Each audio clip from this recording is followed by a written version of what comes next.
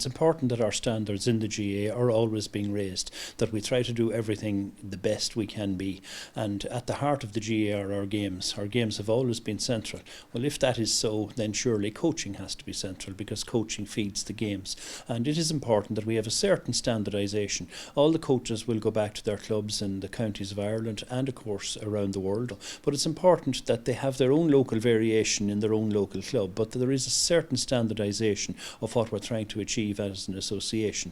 We have the best facilities that can be offered anywhere in terms of sports facilities. It's important that we would match those facilities with quality coaching. The GAA Coaching Conference obviously has been in existence now for a number of years, and I've been fortunate to work in the association and obviously have gone overseas to work in the AFL environment, and I think it's a vital part of the GAA Coaching and Games development brand, because it starts the year off, it brings everyone together in terms of networking, and also it gives coaches the opportunity to come here and hear from a number of facilitators or a number of talkers throughout in a weekend format, and that they can then bring the knowledge back to their local counties and clubs. Key message that I like to share with coaches wherever I go around the world, any sport, any level, the common denominator for great coaching is teaching.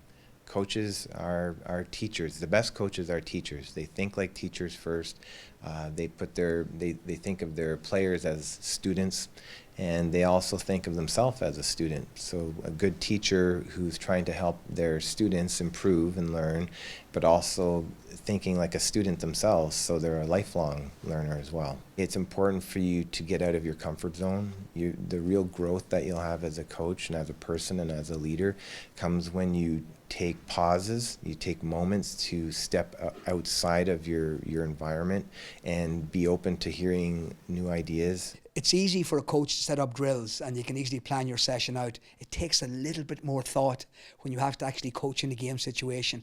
And in fact, the children will actually learn. I mean, one of the key messages that I give to the coaches was, the less you say, the better you're coaching, because they're learning. You can't tell them. The kids have to learn. Let the children play and let the game be your teacher. And I think we have got away. That's what kids did for generations. They went out and they played.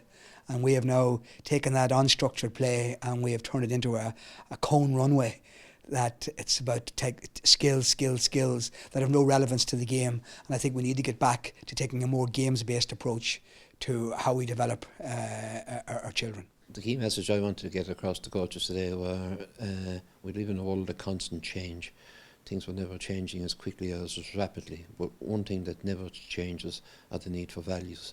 And values basically then is human interconnectedness, and what is it that connects us as human beings. Learning is all about becoming the best that you can be, identifying what are the character building capacities that will make you a more self-reliant, resilient person, and understanding that values are the things that will really drive that. My key message to the coaches today was to identify their values and see, are they representing the true association that was founded to rid ourselves of violence, to regain our cultural inheritance, to build social capital, to create a unit in every parish where people could be proud of their place and harness the energies of our youth and our young people into something really worthwhile.